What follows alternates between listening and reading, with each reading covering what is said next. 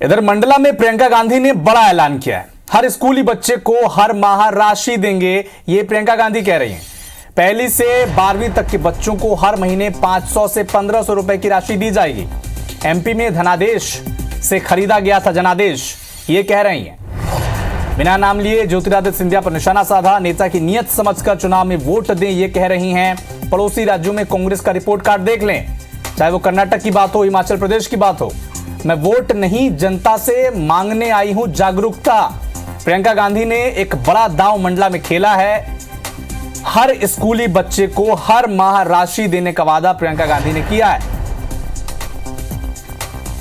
कांग्रेस सरकार में जो ये पढ़ो और पढ़ाओ योजना है, इसके तहत कक्षा 1 से कक्षा 8 तक 500 रुपए हर महीने मिलेंगे।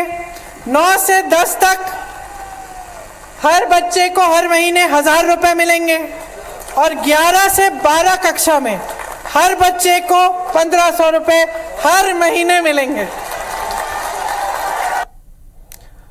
तो मंडला से प्रियंका गांधी ने एक बड़ा ऐलान किया। पढ़ो और पढ़ाओ योजना पहली से लेकर 8वीं तक 500 रुपए, 8वीं से 10वीं तक 1000 रुपए और 10वीं से 12वीं तक 1500 रुपए देने का ऐलान कांग्रेस पार्टी ने और प्रियंका गांधी ने मंडला से कर दिया है। तो इसी खबर पर हमारे साथ दो नेता जुड़ चुके हैं। कांग्रेस पार्टी की तरफ से मृणाल पंत जुड़ चुके हैं, दुर्गेश केसवानी बीजेपी की तरफ जुड़ चुके हैं। मृणाल जी, जिस तरह से लगातार शिवराज सरकार लाडली बहना योजना के जरिए बहनों और माताओं के अकाउंट में पैसे ट्रांसफर करने की योजना बना रही थी, इसी के तर्ज पर आपने काट निकाल लिया है क्या? काट निकालने का प्रश्न नहीं है, यह प्रश्न है मध्य प्रदेश में शिक्षा व्यवस्था को सुदृढ़ करने का और बालिकाओं को एक बेहतर भविष्य देने का। आप पाएंगे कि मंडला और बाकी क्षेत्र में स्कूल ड्रॉप आउट बहुत बड़ी संख्या में बढ़ा है। भारतीय जनता पार्टी की 18 साल की सरकार ने मध्य प्रदेश ने स्कूल शिक्षा व्यवस्था को चौपट कर दिया है। आदिवासी क्षेत्र से 37,000 बालिकाएं अपहत होकर बड़े शहरों में या तो भगा दी गई हैं या बेच दी गई हैं। अगर इस योजना से, कांग्रेस पार्टी की योजना से, इन बालिकाओं को, खासकर गरीब वर्ग की आदिवासी पृष्ठभूमि की बालिकाओं को स्कूल लाने में सहायता मिलेगी, उनको 12वीं कक्षा तक पास कराने में सहायता मिलेगी। अन्यथा होता यह है कि इस महंगाई के दौर में आदिवासी और गरीब परिवारों की बालिकाओं को या तो खेतों में काम करने के लिए भेज दिया जाता है या जंगलों में वनोपज बीनने के लिए, इमली इकट्ठा करने के लिए भेज दिया जाता है। पढ़ने की उम्र में भारतीय जनता पार्टी की सरकार की नीतियों के कारण बच्चों की शिक्षा व्यवस्था खराब हो रही है, उनका भविष्य खराब हो रहा है और मध्य प्रदेश को संवारने के लिए, भविष्य को संवारने के लिए इस तरह की योजना। चलिए दुर्गेश जी से जवाब ले लेते हैं। मृणाल जी, दुर्गेश जी, आपने तो मृणाल जी का पक्ष सुन लिया। वो कह रहे हैं कि 18 साल की शिवराज सरकार में स्थिति ये है कि पढ़ने के लिए आपने पूरा डिस्ट्रैक्ट कर दिया है प्रदेश की बच्चियों को और इसीलिए ये योजना लानी पड़ी है कांग्रेस को। कैसे देखते हैं इस योजना को? और मृणाल जी का जवाब भी दीजिएगा जो आरोप आप पर लगाए। देखिए अविनाश जी, कांग्रेस का मूल चरित्र ही झूठ बोलकर आरोप लगाने का है और वो मृणाल जी करते हुए दिख रहे हैं।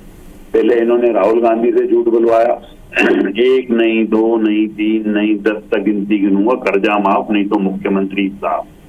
क्या वचन देने के बाद भी ये कांग्रेस मुकर गई।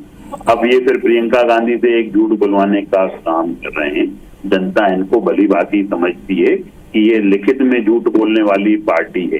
कमलनाथ जी जन कल्याण योजनाओं के बंद करने के लिए जाने जाते हैं और इनके तो मंत्री ही कहते थे कि प्रदेश को हम लूटने आए, कांग्रेस प्रदेश को लूटती है, हमारे दिग्विजय सिंह जी माफिया हैं। ये सब इन्हीं के रिकॉर्ड में ये सब चीजें हैं और ये चुनाव से पहले ऐसी अच्छी लोक लुभावन बातें करना कांग्रेस का काम है। कैसे भी एन केन प्रकरण सत्ता में हम काबिज हो जाएं, उसके बाद तो श्रृंगार जी बता ही चुके हैं कि उसके बाद तो लूटना ही है। इसलिए जनता इनके झांसे में आने वाली नहीं है।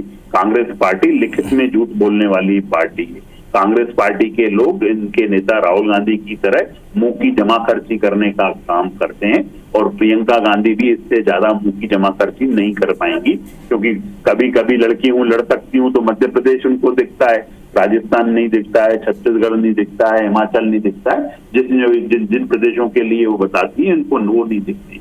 इसलिए चलिए मृणाल पंत जी, आपने तो आरोपों की इन्होंने बौछार लगा दी है कांग्रेस पर। आप कहते हैं कि पहला आरोप यह था कि लिखित में झूठ बोलने वाली पार्टी है, किसान कर्ज माफी का वादा किया था, लेकिन इसी आधार पर आपकी सरकार गिर गई। विधायक और सिंधिया जी ने जो आरोप लगाया कि एक भी किसानों का कर्जा माफ नहीं किया, और ये बात कह रहे हैं कि लड़कियों लड़ सकती हूं जो नारा प्रियंका गांधी ने दिया था। आप राजस्थान क्यों नहीं देखते? आरोप और जवाब क्या देना चाहेंगे पूरी बीजेपी को? दुर्गेश जी की सरकार के मंत्री ने मध्य प्रदेश की विधानसभा में जवाब दिया है कि 2 चरणों में कमलनाथ जी की सरकार ने 20,000 किसानों का 18,000 करोड़ रुपए से ज्यादा का कर्जा माफ किया था। प्रियंका जी ने बिल्कुल ठीक कहा कि अगर धनादेश से ये सरकार जो धनादेश से बनी थी नहीं गिरती तो बाकी बचे हुए किसानों का भी कर्जा माफ होता, और वो कर्जा हम माफ करेंगे जैसे ही वापस हमारी सरकार बनेगी। वो कांग्रेस की सरकार थी जिसने 365 दिन में 365 वचन पूरे किए थे। भारतीय जनता पार्टी के बस की बात नहीं है। यही मूलभूत अंतर है कांग्रेस और भारतीय जनता पार्टी के चरित्र में। बीजेपी ने 32,000 झूठी घोषणाएं करने के बाद इस बार विधानसभा चुनाव के पहले 50,000 और झूठी घोषणाएं कर दी हैं। मध्य प्रदेश की जनता कमलनाथ जी को भरोसे की सरकार के तौर पर जानती है। वो जानती है कि कमलनाथ जी की सरकार ने जो कहा था वो किया था। 100 रुपए में 100 यूनिट की बिजली देने वाली कमलनाथ जी की सरकार थी।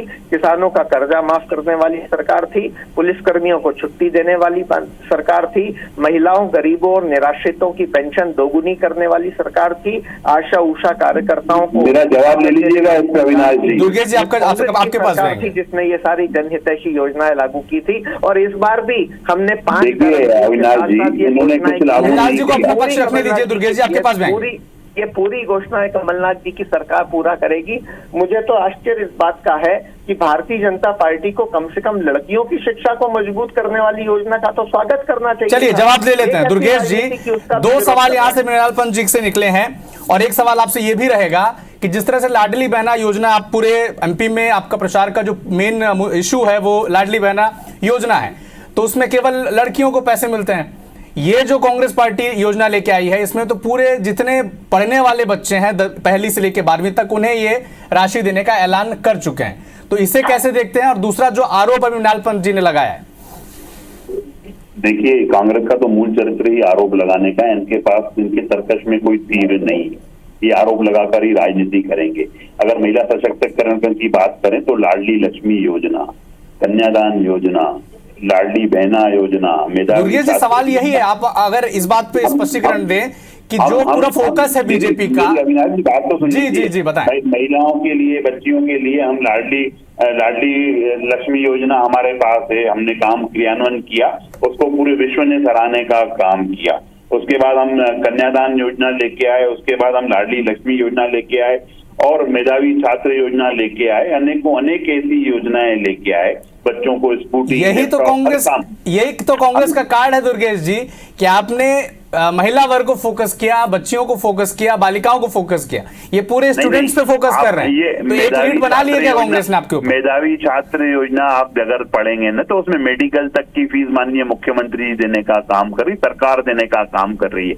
ये लोग, मैं बता रहा हूँ ना आपको, इनका टारगेट स्कूली बच्चे हैं, उनके पेरेंट्स खुश नहीं होंगे कैसी योजना से? इस तरह की बातें करते हैं, पर जब कमलनाथ जी ने पहली बार मुख्यमंत्री बनके जो साइन किया था तो उनका पहला ब्रह्म वाक्य था, वो ये कह रहे थे कि हमारे पास फंड्स की कमी है।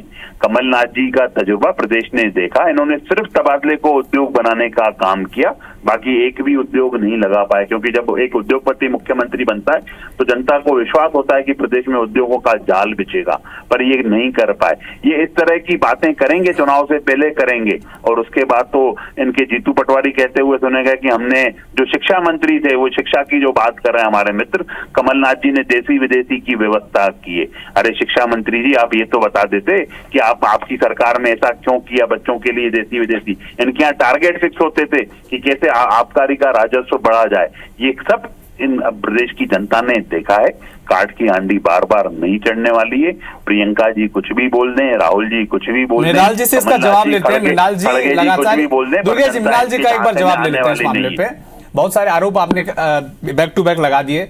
एक तो ये कह रहे हैं कि मृणाल जी, आपसे ये सवाल है कि बीजेपी और शिवराज सिंह चौहान हर बार हर मंच से ये आरोप आप पर लगाते हैं कि कमलनाथ जी जब मुख्यमंत्री बने थे तो हर बार यही कहते थे कि शिवराज सिंह चौहान ने खजाना खाली कर दिया है, पैसे नहीं है।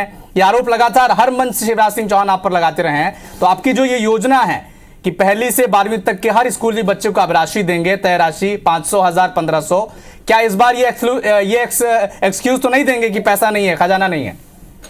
ये बात ठीक है कि शिवराज सिंह जी को सरकार चलाना नहीं आता और वो हर बार खजाना भ्रष्टाचार की भेंट चढ़ा देता है। महाकाल लोक में इन्होंने भ्रष्टाचार किया, ई सेंटर में भ्रष्टाचार किया, भर्ती परीक्षाओं में भ्रष्टाचार किया, कारम डैम में भ्रष्टाचार किया।